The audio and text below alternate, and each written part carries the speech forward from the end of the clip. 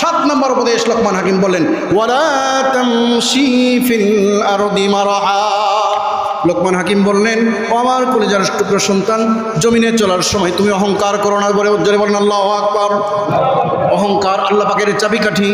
আল্লাহ পাক বলেন হাদিসে কুদসির মধ্যে, আল কিবরিয়াউ রিদাই, অহংকার হলো আমার চাদর। আল্লাহ পাকের এই চাদর নিয়ে যারা খেলা করবে তাদেরকে আল্লাহ পাক বিচ্ছিন্ন করে দেন। অহংকার করেছিল নমরুদ, নমরুদকে আল্লাহ পাক একটা মশা দিয়ে তছনছ করে দিয়েছিলেন। অহংকার করেছিল ফেরাউন, ফেরাউনকে পানির মধ্যে নিমজ্জিত করে দিয়েছিলেন। অহংকার করেছিল আবু জেহেল, আবু জেহেলকে ধ্বংস করেছেন 2টা শিশু বাচ্চা দিয়ে। জোরে বলেন আল্লাহু আকবার। 2টা শিশু বাচ্চা দিয়ে ধ্বংস করেছিলেন।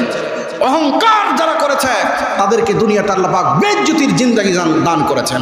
সন্তানকে 7 নম্বর উপদেশ দিয়েছিলেন, ও আমার কলিজার টুকরো সন্তান, লা তামশি ফিল আরদি মারহা, জমিনে তুমি অহংকার করে চলো না। কারণ এই জমিন কার?